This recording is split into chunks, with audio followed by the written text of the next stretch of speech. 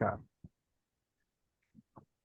आज हम लोग जिस विषय पर बात करने जा रहे हैं उसका नाम है मानसिकता, द माइंडसेट।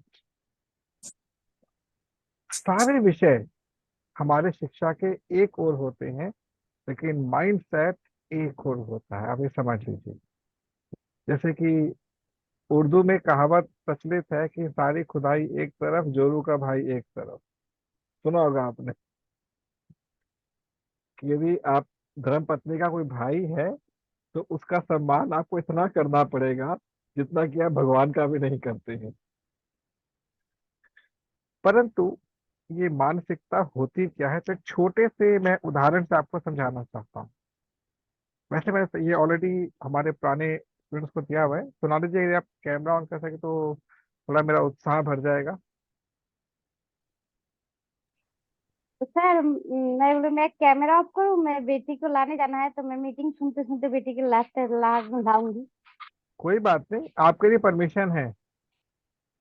आपके लिए इस साल परमिशन है बस बेटी का एग्जाम हो जाएगा, उसके बाद मेरा रिलैक्स तो घर में बैठे मीटिंग लेने में गुड दिक्कत नहीं होगा। Good good good. Thank you sir. तो जी, सोनाली जी, पॉइंट कुछ ऐसा है कि एक बार राजा कृष्णदेव राय, नाम सुना होगा आपने उनका, विजयगढ़ के महाराज थे। कर्नाटक के विजयगढ़ के वो महाराज थे। उनके जो सबसे प्रमुख दरबारी थे, विदूषक थे, तेनालीरामन, उनके द्वारा एक षड्यंत्र के माध्यम से मतलब त्रुटि करवा दी, गलती करवा दी गई।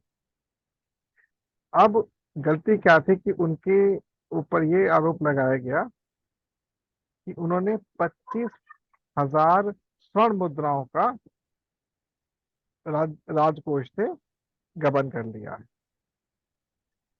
तो क्योंकि वो राज्य के मुख्य दरबारी थे, तो उनसे इस बात को लेकर कहा गया कि आपको दंड तो भुगतना ही पड़ेगा। उसमें जो उपस्थित हूं मैं, कोई बात नहीं। अब दंड स्वरूप आपको स्वर्ण मुद्राएं राजकोष में जमा करनी होगी। अब क्योंकि वो एक प्रमुख दरबारी थे, तो राजा ने कहा कि हम आपको स्वतंत्रता से 5 लोगों का चयन करने के लिए कहते हैं। मतलब एक पंचायत का आप चयन कर लें जो ये निर्धारित करेगी कि आपको कितना दंड भुगतना है। तो सबको लगा कि दरबार से किसी को उठाएंगे, तो तुम आ जाओ, तुम आ जाओ, तुम आ जाओ, तुम आ जाओ। तो उन्होंने कहा, प्रभु मुझे एक दिन का अवसर चाहिए। कहते दिया। तो वो राज्य के एक निर्धन बस्ती में गए, जहाँ निर्धन लोग बहुत रहते थे, छोटे छोटे काम करते थे, और 5 वहां से वृद्ध लोगों को उठाकर ले आए और दरबार में खड़ा कर दिया। अब राजा के समक्ष उनको जब रखा गया, तो राजा ने उनको कहा कि भाई आपको तेनालीरामन के लिए दंड निर्धारित करना है, कितना इनको दंड दिया जाए, इसे लिया जाए। तो उनका महाराज इन्होंने क्या अपराध किया है, तो राजा ने उनको बताया ये अपराध कर रखा है। अब पांचों लोगों ने आपस में मंत्रणा की, कितना होना चाहिए। अब पांचों सामने में से पहले पहला व्यक्ति आया जी, मेरे विचार में इनका अपराध वास्तव में दंडनीय है, तो 10 स्वर्ण मुद्राएं इनको देनी होंगी। कहा 25,000 और कहा 10। दूसरा, नहीं नहीं, आपको पता है 10 स्वर्ण मुद्राएं पूरे जीवन में नहीं देख सकते हम लोग। मेरे विचार में इनको 8 स्वर्ण मुद्राएं देनी है। अगला है, नहीं नहीं, 8 बहुत ज्यादा है, 6 ही देनी होंगी। चौथा आया, नहीं जी नहीं, 5। 5 बहुत हैं, इतना कमाने में भी हमको पूरा जीवन लग सकता है। अब सबसे प्रमुख व्यक्ति सामने आया कि देखो मेरा विचार ये है, 5 स्वर्ण मुद्राएं बहुत होती हैं। मैं ये मानता हूँ कि दंड बड़ा चाहे कुछ भी हो, लेकिन उसको व्यवस्था करने में समय लग जाता है। मैं समझता हूँ 3 स्वर्ण मुद्राएं यदि जमा कर देते हैं तो इनका अपराध क्षमा कर दिया जाएगा। राजा ने प्रशंसा की कि वाह तेनालीरामन, मान गए। लेकिन तुमने किया कैसे? तो उन्होंने क्या बोला प्रभु, मानसिकता, माइंडसेट। हम लोगों का माइंड इस प्रकार से डेवलप हो चुका है कि हम जिस वातावरण में रहते हैं उसके चारों ओर को हम देख ही नहीं पाते। पिछले कई वर्षों से हमारी मानसिकता को एक क्यूबिकल बॉक्स में बांध कर छोड़ दिया गया। क्यूबिकल बॉक्स क्या है? या तो आपके घर का जो एनवायरनमेंट है या आपके ऑफिस का एनवायरनमेंट है। इसके आगे हम सोच ही नहीं पाते कि माइंडसेट है क्या। माइंड कहते हैं मन को, और सेट कहते हैं वहां पर स्थिर हो जा। अब अगर मैं आपसे पूछता हूँ ये क्या है, तो आप क्या बोलेंगे? इट इज अ वॉच, ये घड़ी है।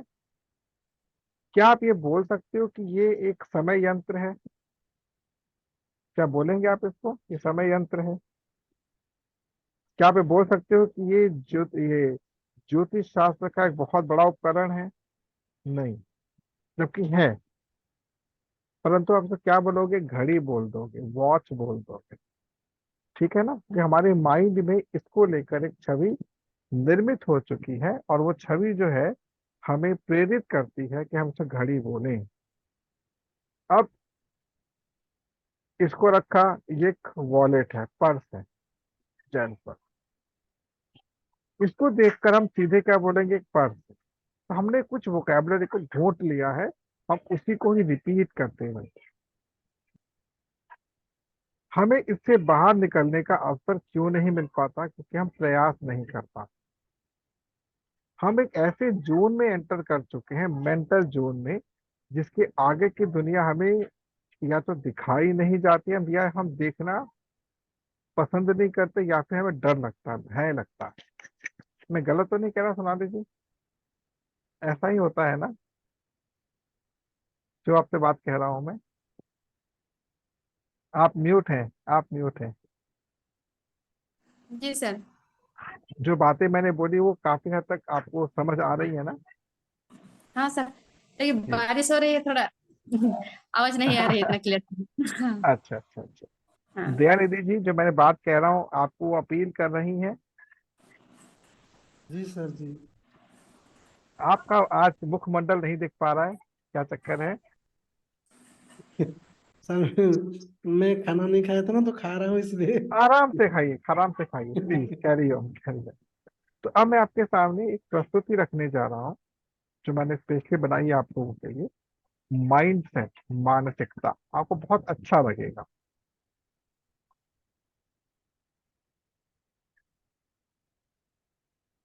आप लोगों के सामने ये प्रेजेंटेशन आ चुकी है। अध्याय 11 आपका ये सेकंड लास्ट चैप्टर है। इसके बाद आपको हम अपने उद्देश्य से परिचित करवाएंगे। आज हम बात करेंगे मानसिकता की। हम सदैव समाज के विभिन्न वर्गों को देखते हैं। कुछ ऐसे लोग होते हैं जिनके पास स्वयं के जीवन का एक विशेष लक्ष्य निर्धारित होता है।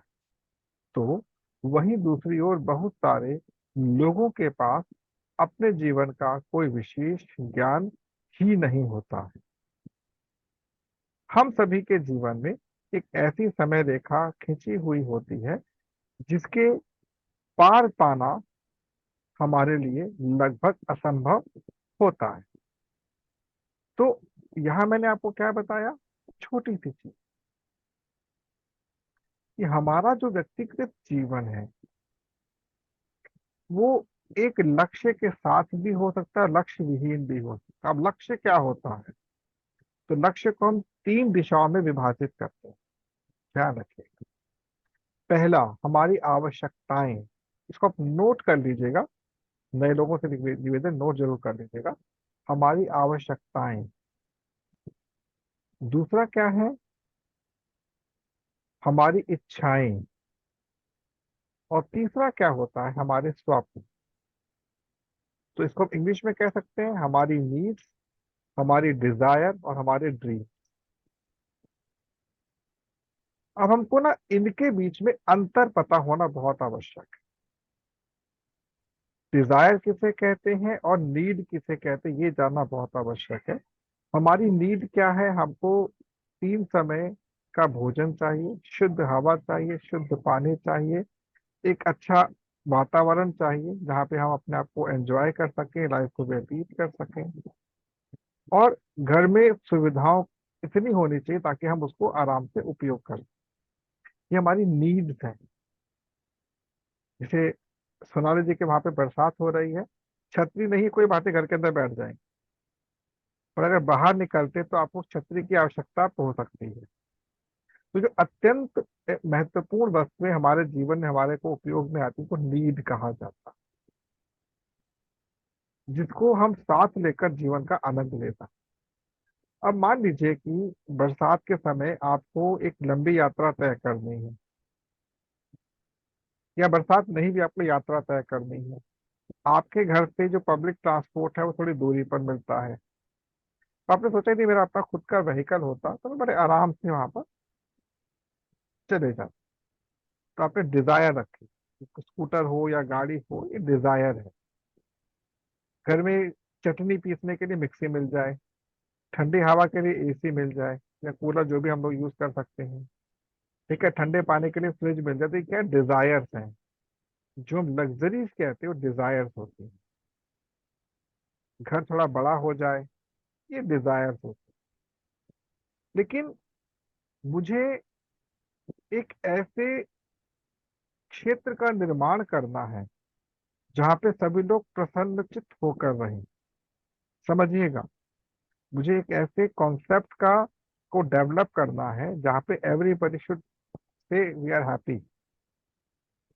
एक ऐसी चीज जो हमारी कल्पना से परे है, दैट इज ड्रीम। तो इन तीनों का डिफरेंस पता होना जरूरी है। छोटी गाड़ी से बड़ी गाड़ी पे जाना, उससे बड़ी गाड़ी पे जाना, ये डिजायर्स हैं। मान लीजिए आज मेरे पास कोई भी गाड़ी नहीं है, और मैं बोलता हूँ कि मेरे को एक बड़ी गाड़ी खरीदना मेरा सपना है। सपना नहीं, डिजायर है। जो दिख रहा है आपको वर्तमान में, जो एग्जिस्ट करता है बट आपके पास नहीं है, वो डिजायर होती है, हमारी इच्छा होती है। परंतु जो दिख ही नहीं रहा, जो दिख ही नहीं रहा, लेकिन आप उसको देखना चाहते हैं अपनी इन आंखों से, इसे हमको क्या बोलते हैं? ड्रीम कहते हैं, स्वप्न कहते हैं। लेकिन 90% लोगों को गाड़ी खरीदना एक सपना है, बड़ा घर खरीदना एक सपना है, वर्ल्ड ट्रिप पे जाना एक सपना है, ये सपना नहीं होता। तो हमारा माइंड सेट जो है उसके अकॉर्डिंग ही काम करता है। तो यहाँ पे क्या समझ रहे हैं आपको? हम लोग जिस एनवायरनमेंट में रह रहे हैं उसके पार जाकर देखने की हमारे अंदर क्षमता नहीं बन पाती। आगे चलते हैं हम लोग।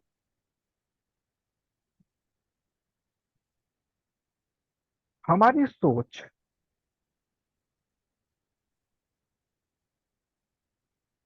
का एक हमारी सोच को एक निश्चित सीमा क्षेत्र तक ही लेकर, हम जो हमारी सोच होती है, हम हमारी सोच को एक निश्चित सीमा रेखा तक ही लेकर जा सकते हैं। उसके आगे की सत्यता हमें सदैव अस्पष्ट ही रहती है। हमारी मानसिकता भविष्य का निर्माण करती है जी। आपका जो माइंड सेट है, जैसा होगा वैसे भविष्य का आप निर्माण करते हैं। हमारे समाज में सदियों से कुछ लोग प्रगति करते हुए आए हैं, तो अधिकांश संघर्ष में जीवन जीने के लिए बाध्य रहते हैं। हम में से अधिकांश का समय धन को एकत्र करने में एवं उसको उपयोग करने में ही व्यय हो जाता है। जीवन के एक लंबे अंतराल तक हम यह नहीं समझ पाते हैं कि हम जो भी कुछ कर रहे हैं वह क्यों कर रहे हैं, और वास्तव में हमें करना क्या है। ये बहुत बड़ा प्रश्न हम सभी के जीवन से जुड़ा हुआ है। हम जो भी कुछ कर रहे हैं वो क्यों कर रहे हैं, हमें नहीं पता, हम बस कर रहे हैं। For example, being a male, एक पुरुष होने के नाते मैं पुत्र हूँ, मैं पिता हूँ, मैं पति हूँ, मैं बेटा हूँ, एक्सेट्रा। बट क्यों हूँ, नहीं पता। एक औरत होने के नाते मैं बेटी हूँ, बहन हूँ, माँ हूँ, पुत्री हूँ। क्यों हूँ पता नहीं। मैं एक ऑफिस में इंजीनियर के रूप में काम कर रहा हूँ, क्यों कर रहा हूँ नहीं पता। तो ये सारी बातें हमारे माइंड में यदि नहीं आ रही तो आनी चाहिए, लेकिन क्यों आनी चाहिए इसके पीछे भी कारण है, क्योंकि आपको इसके आगे जाकर देखना है। यदि मेरे को कोई रोग हो रहा है तो क्यों हो रहा है मुझे पता होना चाहिए। तो बहुत सारी बातें हमारी लाइफ में हमें परेशान करती रहते हैं, संघर्ष से जोड़े रखती हैं। और संघर्ष उसी के जीवन में होता है जो कहीं ना कहीं किसी ना किसी वस्तु के प्रति आकर्षण रखता है कि वस्तु को मिल नहीं पाती। जिस दिन आप भरपूर हो जाएंगे आपके संघर्ष समाप्त हो जाएंगे। और भरपूरता का मतलब ये नहीं कि आपको जीवन के सारे सुख मिल गए। भरपूरता का अर्थ है आपका माइंड सेट क्लियर हो जाए, टोटली क्लियर। जैसे मेरे को इस मंच के माध्यम से एक ऐसी कम्युनिटी का निर्माण करना है जहाँ पे हर व्यक्ति अपनी लीडिंग क्वालिटी को समाज के सामने साझा करता है। इसका मंच का नाम ही है leadership development program with financial education. धन उतना ही आपके पास आएगा, ध्यान रखिएगा, जितना आपने माइंड में सेट कर दिया है, उससे ज्यादा नहीं आ सकता। एक उदाहरण देता हूँ आपको, यहाँ पर बड़ा मजा आएगा सुनकर। अगर आप मकान का निर्माण करते हैं, भवन निर्माण करते हैं, तो एक लेबर होता है, एक मिस्त्री होता है। एक लेबर को रेगुलर कितना हम देते हैं, कितना देते हो लेबर को मैक्सिमम? आप लोग अपने एरिया में कितना देते हैं लेबर, क्या कॉस्ट चल रही है पर डे की? हमारे यहाँ 300। 300 रुपये लेबर को। और मिस्त्री को, मिस्त्री कौन? जो राजमिस्त्री होता है, वो तो मुझे नहीं पता। वो नहीं ज्यादा पता। ही दिखते होंगे। हाँ, 450 500 सर। 450 500। कहाँ आप दयानिधि जी, कहाँ की बात आप कर रहे हैं? मैं किस एरिया? उड़ीसा उड़ीसा उड़ीसा की बात। उड़ीसा की। अब मैं दिल्ली की बात करता हूँ आपके साथ। अच्छा, आपके वहां पर जो एक वॉचमैन होता है उड़ीसा में, जो सिक्योरिटी गार्ड होता है, उसको कितना मिलता है महीने का? करीबन 12,000 से 15,000।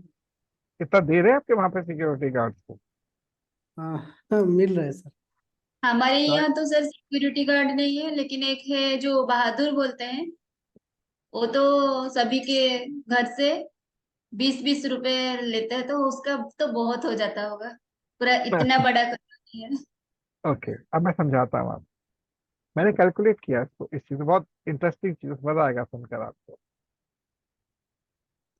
अगर 300 रुपये आप कहते हैं आप एक लेबर को दे रहे हैं और 550 रुपये मिस्त्री को दे रहे हैं, तो 5 तिया 15, और 5 तिया 15, लगभग 16,500 रुपये मंथली एक मिस्त्री ले रहा है, और 9 से 5 की जॉब करता है।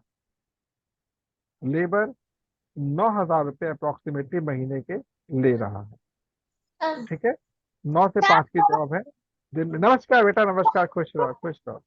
और साथ में, साथ में उसको खाना चाहिए, चाय चाहिए, मतलब उसको एक आपसे सुविधा भी चाहिए। जैसे ही उसने 1 घंटा एक्स्ट्रा यूज किया उसको पेमेंट चाहिए। दूसरी है सिक्योरिटी गार्ड, जिसको आपने 12 से 15,000 रुपये दिए हैं। वो 12 घंटे की ड्यूटी करता है, 12 आवर, कोई छुट्टी नहीं है। चाय मिल गई तो मिल गई, ना खुद चाय खरीद के पियो, डिपेंड करता है। अब बड़े बड़े शहरों में क्या, लेबर थोड़ा सा महंगा हो चुका है। यहाँ पर 700 रुपये लेबर की कॉस्ट है और 1,500 रुपये मिस्त्री की कॉस्ट है।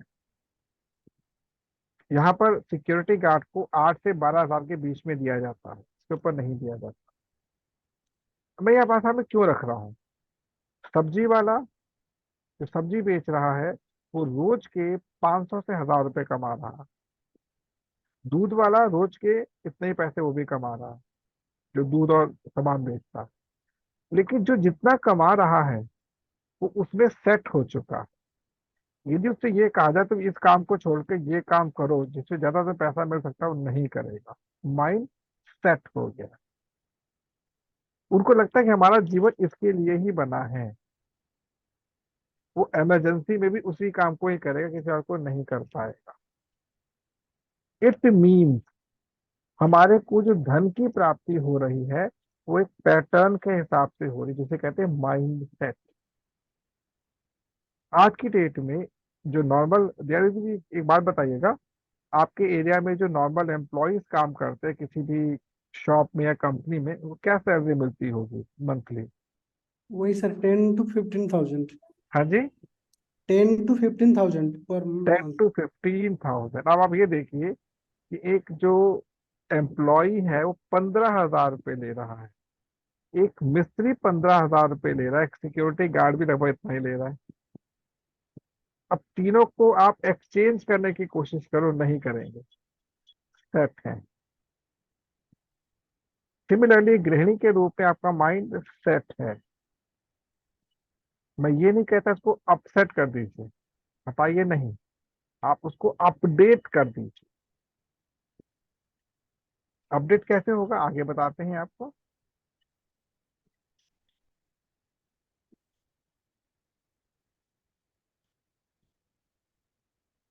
इन सभी प्रश्नों का हल केवल एक ही दिशा की ओर संकेत करता है, और वह है हमारी मानसिकता। एक सब्जी विक्रेता प्रतिदिन औसतन 3,000 रुपए की सब्जी थोक मंडी से खरीदकर 4,000 रुपए में बेच देता है, अर्थात प्रतिदिन औसतन 25% का आर्थिक लाभ वह प्राप्त करता है। यदि एक दिन का 25% का लाभ वो अर्जित कर सकता है तो इसका अर्थ यह हुआ कि वह एक माह में 750% का आर्थिक लाभ अर्जित कर रहा है, अर्थात पूरे वर्ष में 9,000% का आर्थिक लाभ वो ले रहा है। संसार का सबसे अधिक लाभ प्राप्त करने वाले संस्थान भी इतना लाभ अर्जित नहीं कर सकते हैं, परंतु इतना लाभ अर्जित करने के उपरांत भी एक सब्जी विक्रेता अपने पूरे जीवन भर एक सुखमय जीवन की खोज ही करता रहता है। वही दूसरी ओर एक संस्थान का मालिक, जो संस्थान जो मासिक तौर पर 20 से 25% का आर्थिक लाभ अर्जित करते हुए भी न केवल स्वयं के लिए अपितु अपने संस्थान में कार्य करने वाले कर्मचारियों को भी सरल जीवन प्रदान करने में सफल हो जाता है।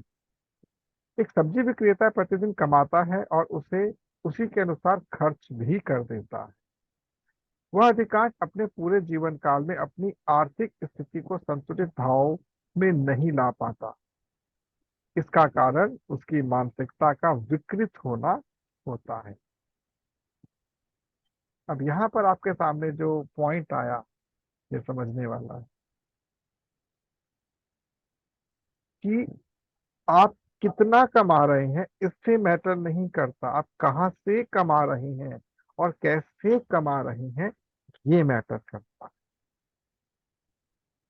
और आप जिस प्रकार का भोजन ग्रहण करते हैं, उस भोजन के पीछे का जो अर्थ अर्थ है, धन है, वो बहुत इंपॉर्टेंट होता है। ये ध्यान रखिएगा। एक कहावत सुनी होगी, जैसा खाओगे अन्न वैसा बनेगा मन। और अन्न क्या है? अन्न होता है हमारे को खरीदा हुआ सामान, जब तो बाजार से खरीदते ही खरीदते हैं हम लोग हैं। और खरीदने के लिए धन कहाँ से आया, ये आपको पता होना चाहिए। तो हमारा माइंड सेट इतना इंपॉर्टेंट है हमारे। मैंने जो आप लोग का भविष्य में जो कोर्स दूंगा इसके अंदर माइंड सेट के ऊपर, बहुत बड़ा कोर्स है। उस माइंड सेट को समझने में ही आपको समय लगेगा कि हम लोग कैसे इसको चेंज करें। है बहुत सिंपल, बहुत सिंपल। तो आपको अपनी मानसिकता को इस प्रकार से डिजाइन देना, एक शेप देनी है, ताकि बहुत इजीली आप उसको ग्रैब कर सकें। आपको जो भी कुछ चाहिए वो आपको प्रकृति ला कर देगी, लेकिन माइंड को सेट करना पड़ेगा, उसको स्थिर करना पड़ेगा उसके लिए।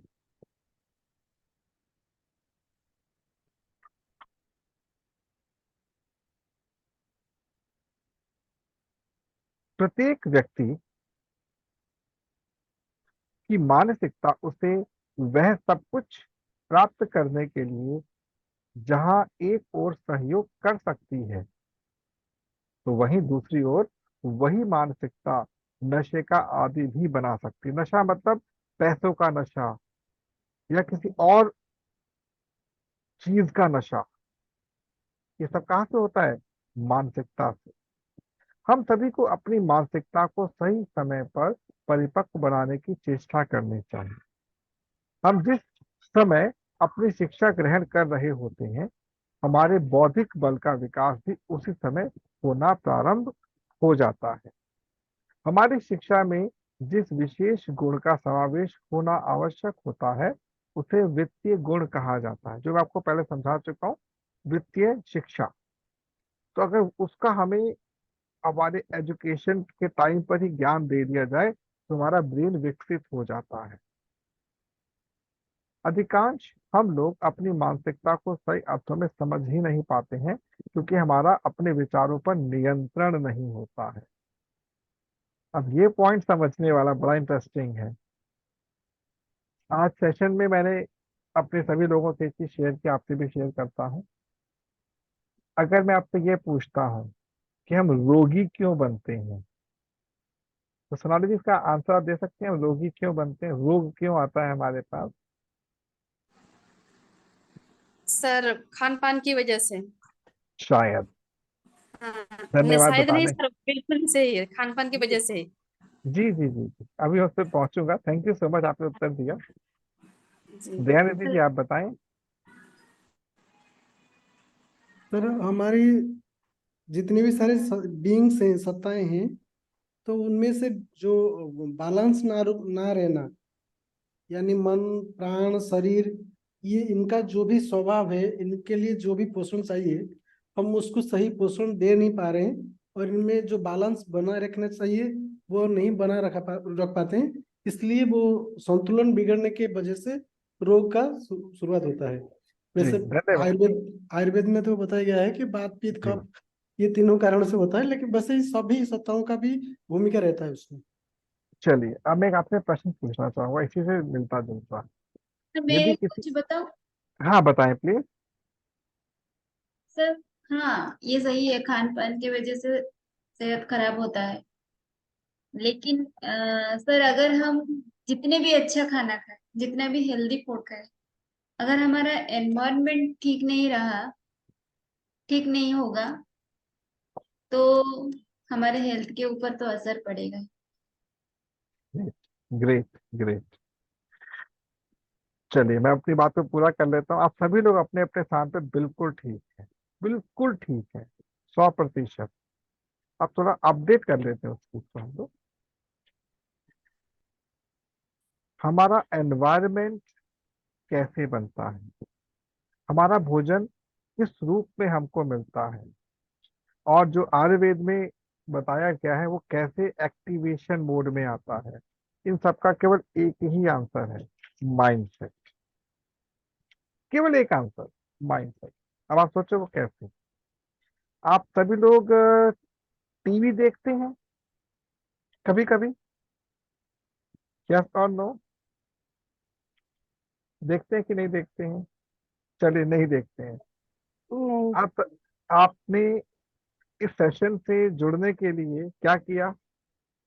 एक मीटिंग आईडी दिया और एक पासवर्ड दिया, यही हुआ? आप कनेक्ट हो गए। मीन आपका वर्चुअल माइंडसेट एक आईडी और पासवर्ड से एक मीटिंग से कनेक्ट हो गया। इस मीटिंग में इस समय हम लोग टोटल 6 लोग हैं। आपस में एक्सचेंज हो रही information with clarity, with clarity हो रही है चीज। क्लियर हो गया? ऑन द सेम फैशन, ध्यान रखिएगा, ऑन द सेम फैशन, जैसे ही हम जिस विचार के प्रति अपना आकर्षण रखते हैं, वो प्रॉपर अपने डेस्टिनेशन को टच कर लेता है, हमारे को रोग नहीं होगा, हमें रोग नहीं होगा। फॉर एग्जाम्पल, मुझे भूख लगी, मुझे भूख लगी, और मैंने क्या किया? भोजन की व्यवस्था कर ली, मेरा पेट भर गया, विचार शांत। जैसे जैसे मेरे विचार शांत होते चले जाएंगे, मेरा रोग समाप्त होता चला जाए। ये ध्यान रखिएगा। एक व्यक्ति जिसको तैरना नहीं आता वो डूब जाता है, लेकिन उसी का शव बाद में पानी में तैरने लगता है। ये बात समझने वाली है। तो हमारे विचार हमारे को क्यों परेशान करते हैं? वास्तव में वो परेशान नहीं करते हैं, हम उनको कैरी करके चल रहे हैं। ये कैसे होगा, वो कैसे होगा, वहां पे जाना है, ये करना है, वो करना है। नहीं, आपको एक मैंने सेशन दिया था अप्लाई और सप्लाई वाला, अगर ध्यान हो आपको तो। जिन चीजों को आप अप्लाई नहीं कर पा रहे हो उनको सप्लाई कर दो। एक मूवी आई थी महेंद्र सिंह धोनी के ऊपर। उस मूवी में एक बहुत अच्छी बात लगी थी मेरे को। जो महेंद्र के दोस्त होते हैं वो अपनी ओर से पैसे की व्यवस्था करते हैं और कोच को देते हैं कि कृपया इस पैसों से उसके जाने का प्रबंध कीजिए।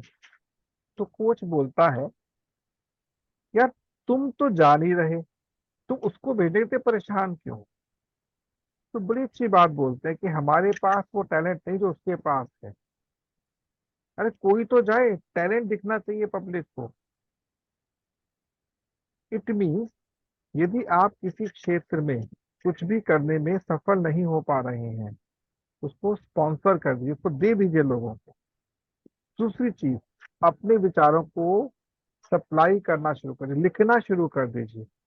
कौन सा विचार आपको दूषित करके बैठा है, कौन सा विचार आपको परेशान करके बैठा है, लिखिए।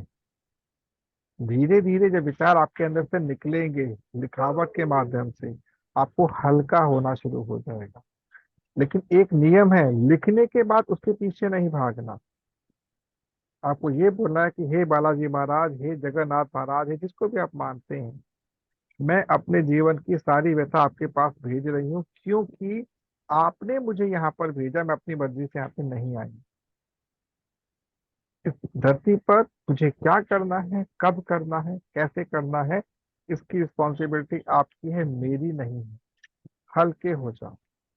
जैसे ममता जी के हाथ में उनकी बिटिया है, तो मस्त है, वो अपनी पूरी खेल कूद कर रही है, हंस रही है, खेल रही है। उसको संभालने की रिस्पॉन्सिबिलिटी किसकी है? ममता जी की। उसको ममता जी संभालेंगी, इसको पता है, वो रिलैक्स है। तो जस्ट अपने आप को अपने आराध्य की गोद में छोड़ दे, अपने विचारों को वहां पर छोड़ दे। फिर देखिए आपकी जो रिक्वायर्ड प्रॉब्लम है वो दूर होने शुरू हो जाएगी और आपका रोग वापस जाना शुरू हो जाएगा।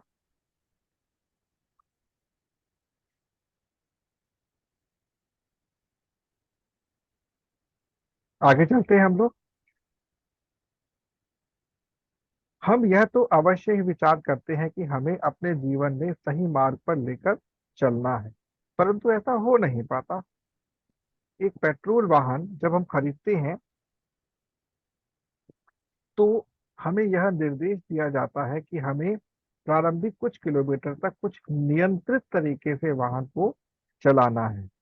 और साथ ही पहली जो पहली अवस्था होती है, तो पहली से दूसरी जो सेवा होती है और जो सर्विसिंग कराते हैं, उसके उपरांत हम उसको गति दे सकते हैं। ऐसा करने से वाहन का इंजन खुल जाता है और हमें वाहन का अधिक लाभ मिलना प्रारंभ हो जाता है। ठीक उसी प्रकार से हमारा मस्तिष्क भी अपनी परिपक्व अवस्था तक शीघ्रता से पहुंच नहीं पाता है। हम में से अधिकांश लोगों को सही समय पर सही निर्णय लेने की समस्या उत्पन्न होती है, क्योंकि हमारा मस्तिष्क सही अर्थों में उपलब्ध परिस्थिति को समझने में पूर्ण रूप से सक्षम नहीं हो पाता है, जिससे हमारा निर्णय प्रभावित होता है। हमारी आयु जिस गति से बढ़ती है, हमारा बौद्धिक स्तर उस गति से नहीं बढ़ पाता है और हम स्वयं को किसी न किसी रूप में अधूरा ही अनुभव करते हैं। हम ऐसी स्थिति में सही अर्थों में अ, समझ ही नहीं पाते। अपने आपने संभवतः ऐसा कभी ना कभी अनुभव किया होगा कि आपके कोई परिचित किसी विशेष गुण के स्वामी हैं और अन्य लोग उस गुण से प्रभावित भी होते हैं। वहीं दूसरी ओर समान गुण के कुछ और लोगों को के पास भी होता है, परंतु वे आपको प्रभावित नहीं कर पाते। ये बड़ा इंपॉर्टेंट पॉइंट है। कुछ ऐसे लोग होते, बोलते हैं तो हम सुनते रहते, मंत्रमुग्ध होकर सुनते रहते हैं। दूसरी ओर कुछ लोग बोलते हैं ठीक है बोलने दो, जबकि बोल वही रहे हैं।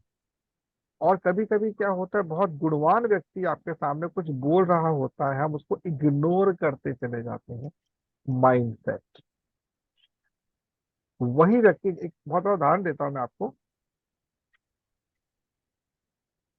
भारत के एक तीसरे वक्ता जो शिकागो में धर्म सम्मेलन में गए थे, तो पहले भी दो व्यक्ति जा चुके थे, जिन्होंने वहां पर जाकर एक स्टेटमेंट बोली, my dear brothers and sisters of America. 18 minute तक नॉन स्टॉप तालियां बजती रही। उससे पहले भी लोगों ने बोला, बाद में भी लोगों ने बोला, लेकिन वो तालियां क्यों बजी? क्योंकि उन्होंने पूरे आत्मीयता के साथ, पूरे उत्साह के साथ अपना मानते हुए उन्होंने उस वाणी को बोला। उनकी वो वाणी नाभि से निकली थी, ब्रह्म वाक्य के रूप में लोगों को प्रभावित किया। सब क्यों नहीं स्वामी विवेकानंद बन जाते? अब स्वामी विवेकानंद ने कहा, यदि मुझे मेरे जैसे केवल 100 लोग भी मिल जाएंगे, मैं पूरे विश्व को बदल दूंगा। एक नहीं मिला, क्यों? Mind set. तो यहाँ पर आप लोग अब धीरे धीरे समझ पा रहे होंगे कि हमें किस दिशा की ओर हम इस समय बढ़ रहे हैं। हमें करना क्या है ये बात की चीज है, लेकिन हमें पता तो चले कि हम कर क्या रहे हैं।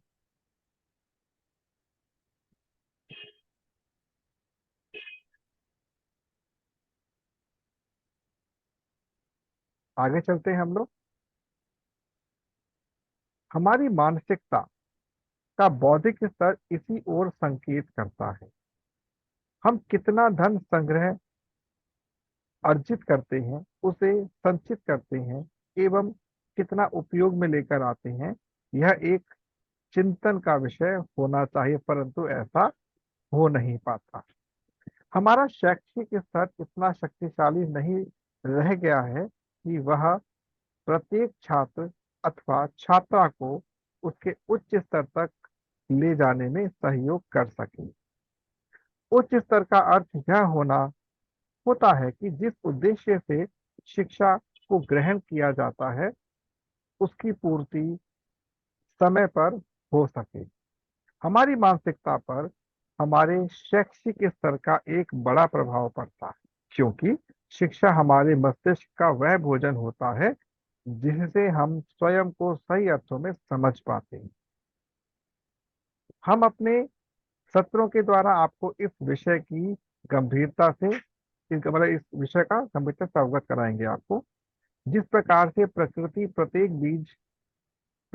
प्रत्येक बीज अपने गुणों को स्वयं ही निर्मित करने में सफल होता है, ठीक उसी प्रकार से हमारी मानसिकता समय के बीतने के साथ स्वयं को विकसित होनी चाहिए।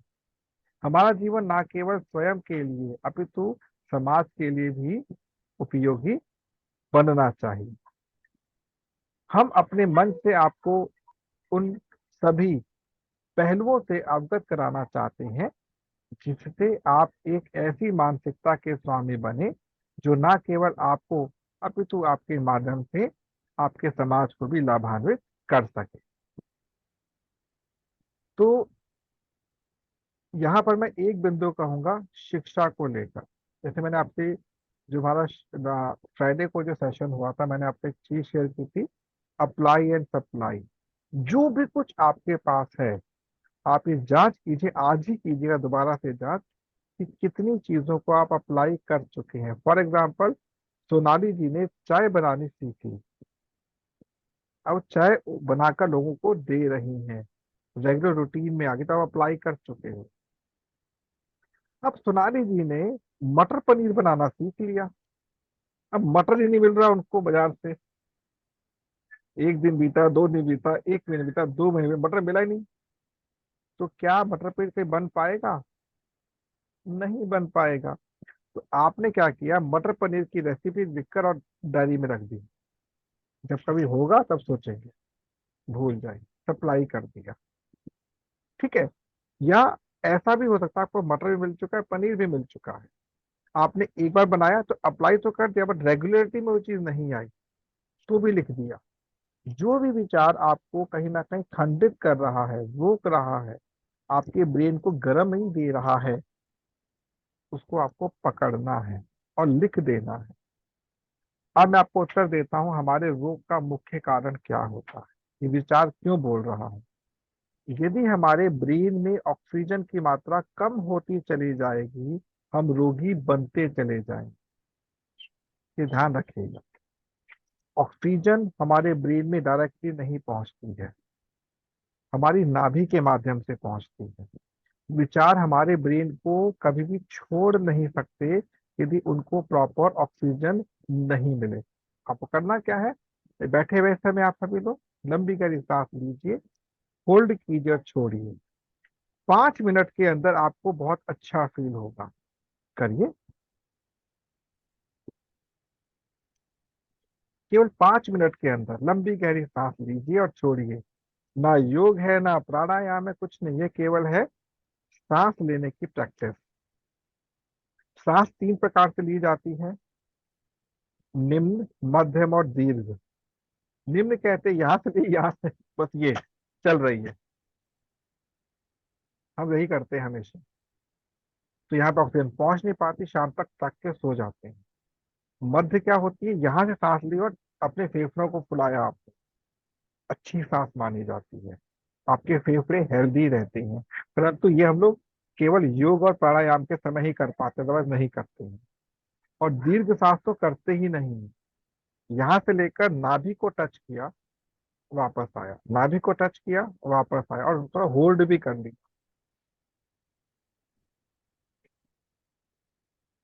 आपको ब्रेन में प्रॉब्लम है, आपको किडनी में प्रॉब्लम है, आपको कहीं पर भी प्रॉब्लम है, आप श्वास को लीजिए और छोड़िए। लेते समय आप ये सोचिए कि आपके ब्रेन का वो पोर्शन हील हो रहा है जो कि रोग के रूप में आपके बॉडी में है, और छोड़ते समय आपकी ब्रीदिंग जो है वो उस रोग के कीटाणुओं को लेके बाहर जा रहे हैं। आप करके देखिए, आपको बहुत लाभ मिलेगा, वो विचार यहाँ से हटना शुरू हो जाएगा, धीरे धीरे वो विचार विलुप्त हो जाए। तो अब मैं चाहूंगा, यदि आपके माइंड में कोई भी प्रश्न है इस सेशन को लेकर, या आपने जो भी सुना आपको जो भी लगा, उसे बताइए।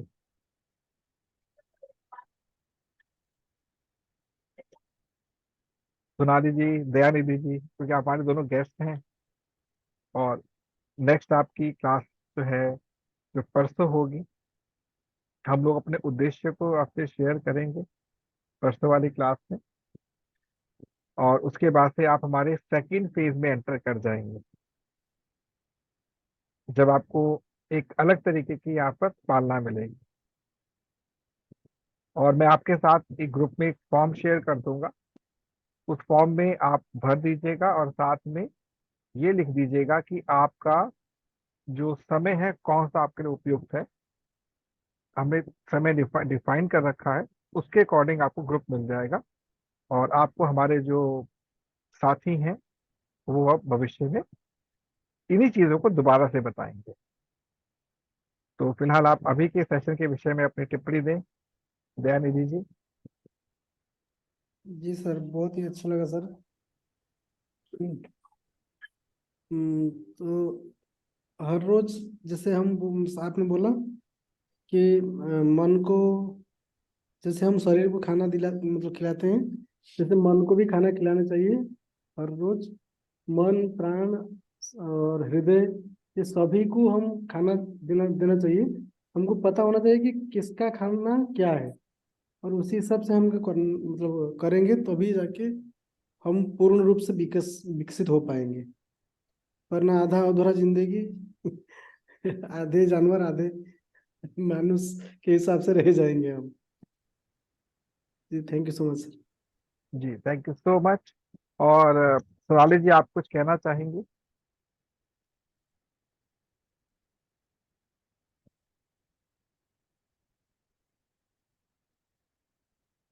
सोनाली जी कुछ कहना चाहेंगे आप?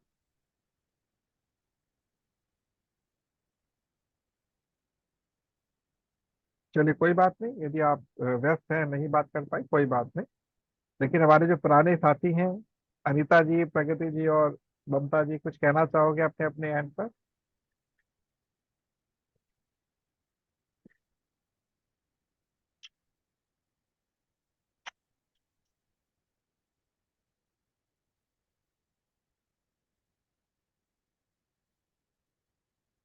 जी सर, अगर मन मन में जो विचारे आते हैं उसको तो हम वो आते ही हो जाते हैं, कितना बड़ा बड़ा विचार आता है और कितना भयानक विचार भी आ जाता है। उसके ऊपर अगर मतलब ध्यान दिया जाए तो बहुत कुछ हो सकता है, क्योंकि वो विचार आते हैं और चले भी जाते हैं और हमें ध्यान भी नहीं रहता है। इसकी वजह से बहुत इरिटेशन भी होता है।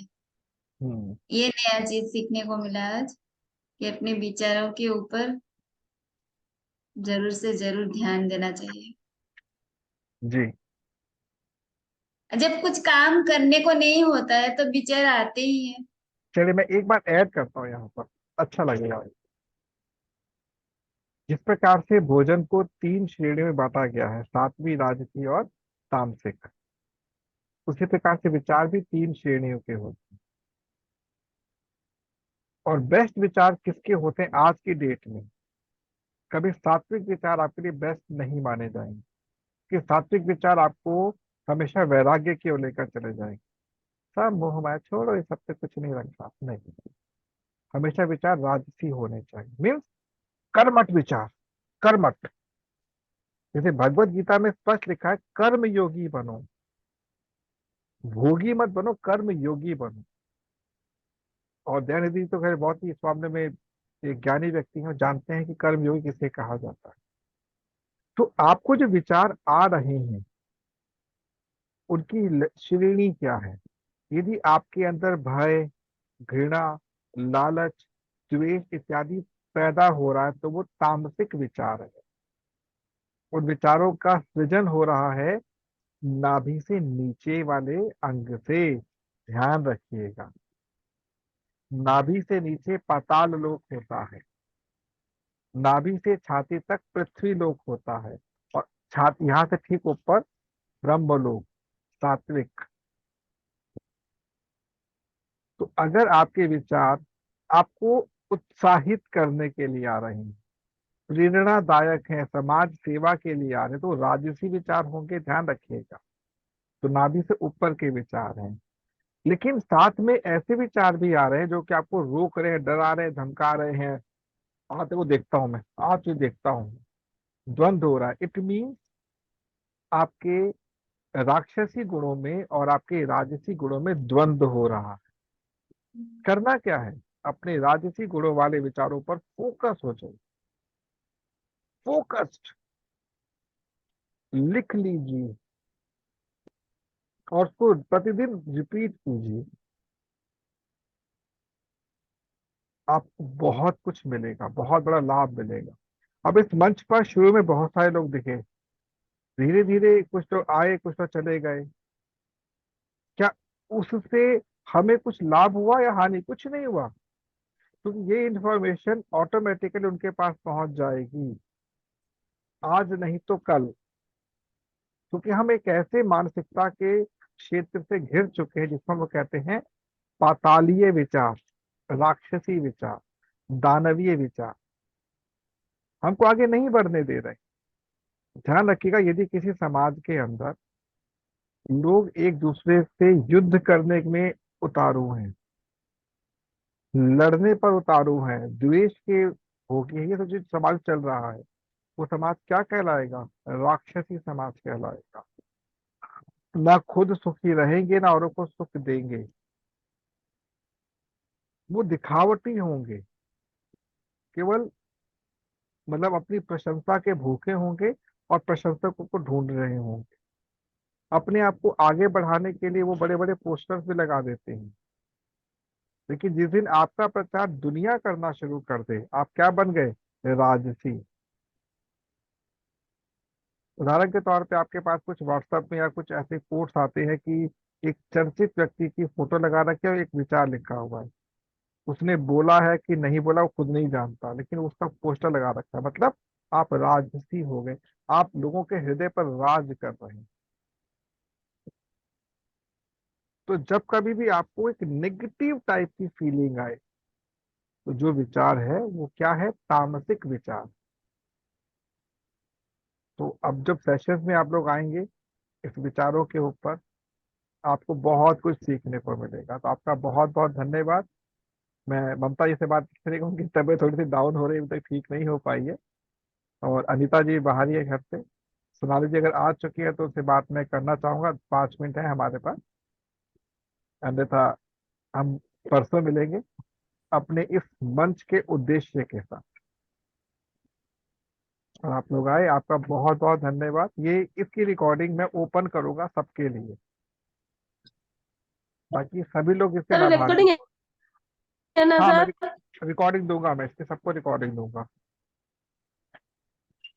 क्योंकि मैं चाहता हूँ कि इस कॉन्सेप्ट को अधिक से अधिक लोग समझें। कुछ चीजें जो होती है समाज को इमीडिएटली देने के लिए होती हैं, कुछ चीजें रुक कर चलने के लिए होती हैं, कुछ समय बाद देने के लिए होती है। ठीक है, आप सभी लोग को बहुत बहुत धन्यवाद और नमस्कार। मिलते हैं परसों हम लोग सेम टाइम पर। नमस्कार।